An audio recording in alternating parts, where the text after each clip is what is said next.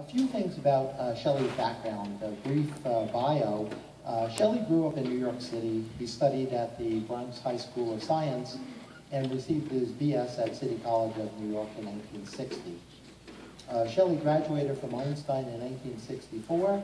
He completed his internal medicine residency at Jacobi, followed by a GI fellowship at Einstein. Shelley became the director of the emergency department at Jacobi in 1970.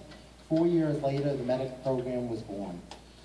He taught the first 5 EMS medic courses here, and then left to become the director of the emergency department at the Hospital of the University of Pennsylvania in 1979.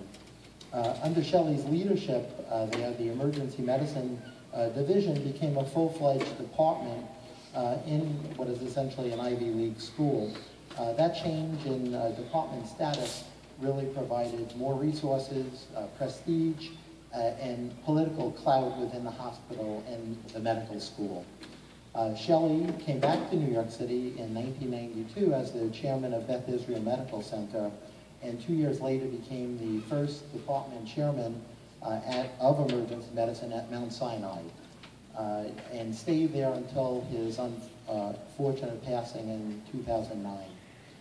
Shelley had the foresight to make sure that our medic program was based on a medical model. He made sure that we spent time working in the ED, as Rodney was alluding to, so the staff really knew us and we knew them. Part of the process, Neil Cross and I got to go to Los Angeles to see their medic program. The popular show at that point, 1972, was Emergency.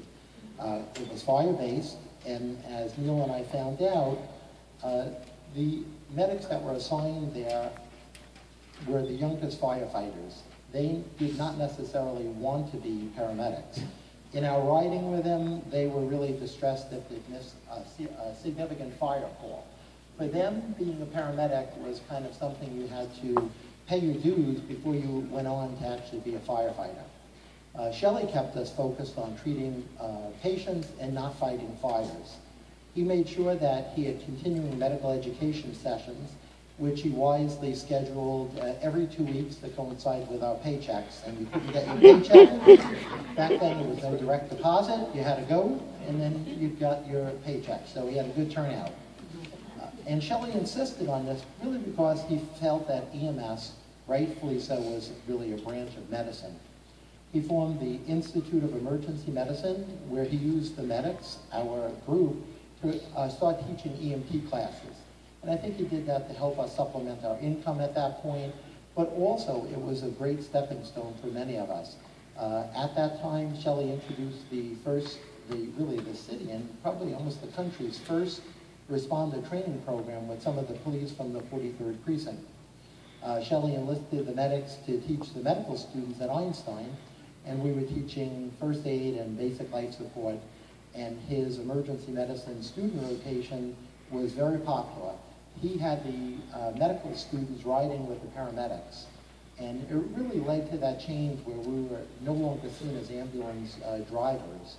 And some of those early medical students went on to pick the field of emergency medicine really because of some of those rides through the Bronx with some of the medics.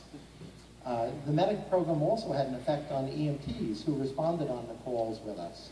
At first, they thought we were prima donnas. They called us other words as well, but they gradually came around, and many of them became paramedics. So Shelley's work really had that ripple effect, and he really lifted the entire EMS organization by its bootstraps.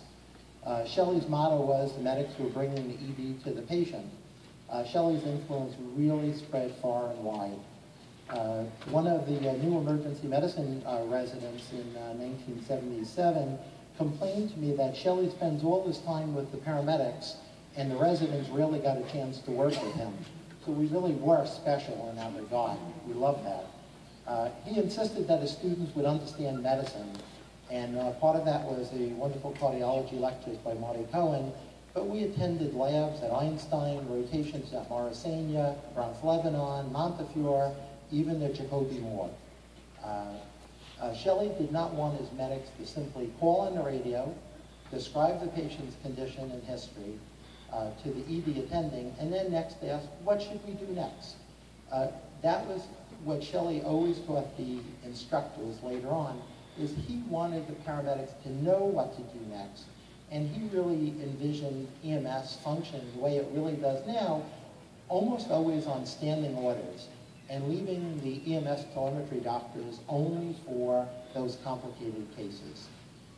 So that is really Shelley's foresight back in '74 as really came to fruition. In two Shelleyisms, there were two sayings that Shelley always taught each class. One was take a tip from the jockey, and the other was remember why Willie Sutton robbed banks.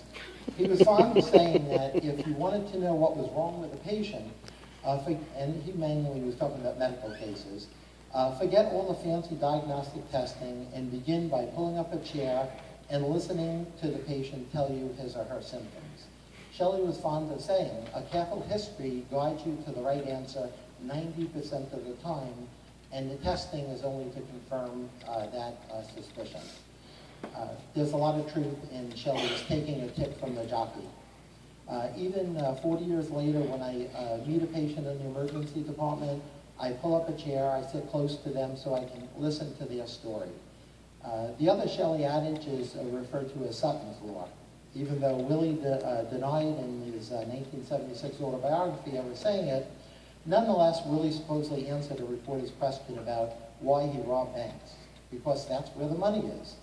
For medics and medical students, the message is really focus on the activities that generate the high returns or decisive results in the short time we have in ED or on the street, in the field.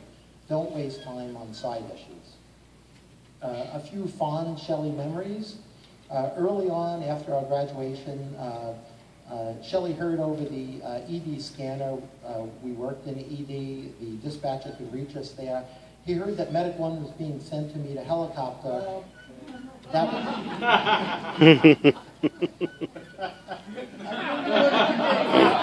These are all true stories. They've been toned down now. There was a burn patient coming in, so Shelley was very proud of this new group, and he grabbed Len Piccoli, our executive director, and said, Len, you have to see the medics in action. At this point, there was really no heliport the way we have now. So Shelley and Len headed down to the back, and after the helicopter landed, an unnamed medic drove the medic unit a little too close to the helicopter. If you look at the front page, you'll see